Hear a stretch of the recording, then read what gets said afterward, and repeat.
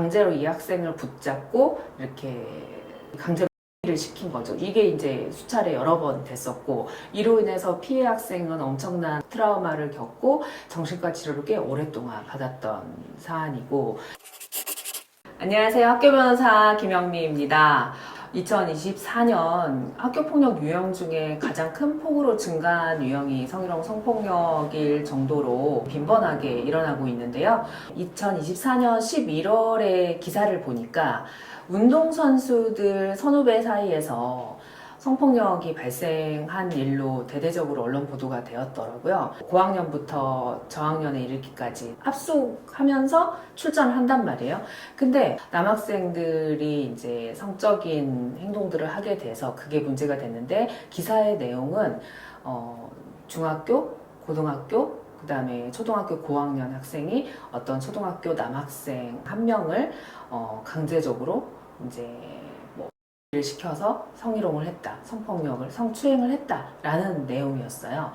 이런 식의 운동부 사이에서 일어나는 성희롱, 성폭력 사건이 매우 빈번하게 일어나고 있고, 저도 많이 상담을 받곤 하는데요. 이게 급작스럽게 발생하는 개인의 일탈이기도 하지만 운동부의 이런 특성에서 기인하는 성폭력인 경우들도 꽤 있어요.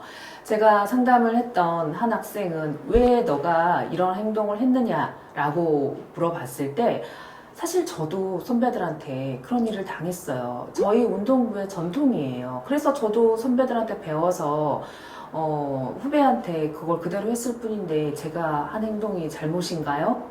그런 것처럼 운동부에는 정말 약간 못된 전통들이 전통이라는 이름으로 내려오고 있고, 그런 전통은 사실 전통이 아니고 없어져야 될 것들이에요. 일단 여기에서 피해 학생은 4학년 남학생이에요. 초등학교 4학년 남학생이고, 고등학생 1명, 중학생 2명, 초등학교 고학년 2명, 이렇게 해서 5명이 강제로 이 학생을 붙잡고 이렇게 강제로 를 시킨 거죠. 이게 이제 수차례 여러 번 됐었고, 이로 인해서 피해 학생은 엄청난 트라우마를 겪고 정신과 치료를 꽤 오랫동안 받았던 사안이고, 이걸 맨 처음에 수영 코치한테 이야기했는데, 수영 코치가 아무 제지를 안 시켜준 거예요. 코치가 제일 먼저 어떤 조치를 해줘야 되겠어요? 당연히 제일 먼저 해야 될 거는 가해 학생과 피해 학생을 분리시켜서 더 이상 이런 피해가 발생하지 않도록 해야 되는데, 이 코치 입장에서는 당장 이제 내일 수영대회 나가고 그래야 되니까 일단은 계속 훈련을 시켰던 것 같아요. 그러면서 1차적으로 이 코치의 잘못이 있었고, 또 그 와중에 계속 2차, 3차 계속 피해가 있었던 거죠. 다른 학교폭력과 다르게 성폭력 신고를 받은 경우에는 신고 의무가 있어요. 학교 교사들은 학생의 성폭력 피해 사실을 알게 된 경우에는 수사기관에 통보해야 될 의무가 있는데, 이 통보 의무를 하지 않으면 과태료는 돈만 내면 되지만 돈만 내는 걸로 그치지 않을 수 있어요. 왜냐면 선생님으로서 학생을 보호할 의무를 저버렸기 때문에 징계도 받을 수도 있는 사안이거든요. 고소가 돼서 진행이 된다고 하면 이 가해 학생들은 다 학교폭력 가해자로서 처분을 받기도 하지만 형사상 피의자로서 조사를 받고 형사처벌까지도 받게 됩니다. 또 하나의 사례는 초등학교 5학년 남학생이 초등학교 1학년 여학생에게 카톡을 보낸 거예요. 근데 그 카톡 내용이 뭐냐면, 신체 사진을, 알몸 사진을 찍어서 나한테 보내줘 라는 내용을 1학년 여학생에게 카톡을 보낸 거예요. 그러니까 1학년 여학생이 이제 너무 어리니까 알몸이라는 단어도 잘 몰라서 질문을 하는 거야. 알몸? 알몸이 뭐야? 그러니까 그걸 몰라? 그러면서 계속 성적인 대화를 이어가죠. 근데 1학년 여학생은 잘 몰라요. 근데 이 5학년 남학생은 본인의 성기 사진을 보내줄까라는 제안까지 하는 거죠. 이럴 경우에는 초등학교 5학년이면 만 10세가 되면 소년사건으로 가정법원에 송치돼서 보호처분을 받을 수 있는 촉법소년이어서 학교폭력 가해자로서 조치를 받기도 되지만, 보호자나 피해 여학생이 수사기관에 신고하면 이 범죄의 제명은 이게 뭐냐면 통매음이라고 통신매체 이용 음란죄에 해당이 됩니다. 통신매체를 이용해서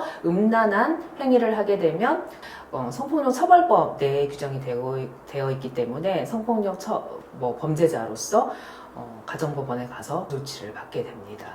이럴 경우에 학교폭력 가해자가 되잖아요.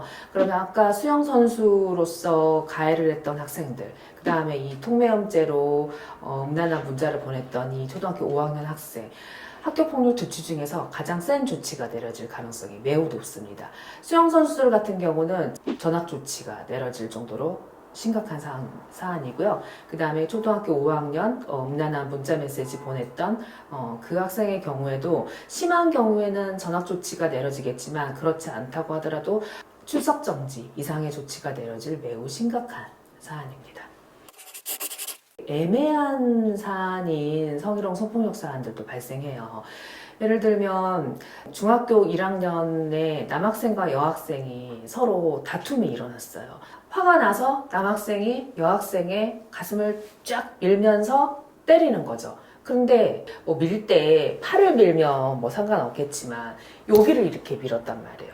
여기 미는 위치가 되게 애매하잖아요. 그러면 이 남학생은 그냥 화가 나서 폭력으로 쓴다는 게 가슴을 밀었는데 여학생 입장에서는 본인 몸에 가슴 부위에 손이 닿은 거죠. 그래서 이걸 성추행으로 신고하는 경우도 있어요. 그러면 이런 경우에는 사실 이걸 폭행으로 볼 것인지, 그러니까 신체 폭력으로 볼 것인지, 아니면 성폭력, 성추행으로 볼 것인지에 대해서 판단이 애매한 경우가 있거든요. 사실은 가해자 입장에서는 본인의 행동은 어쨌든 폭행이든 추행이든 간에 잘못된 행동인 건 맞잖아요. 그러면 본인의 잘못된 행동을 인정을 명확하게 하고 신체 폭력으로 인정될 때와 성추행으로 인정될 때의 학교폭력 가해 처분 수위가 좀 많이 달라지거든요. 그래서 보호자 입장에서는 무조건 다 인정하고 무조건 다 잘못했습니다 라고는 하지만 다툴 건 다투고 인정할 건 인정하고 이렇게 대응하시라고 말씀드리고 싶습니다.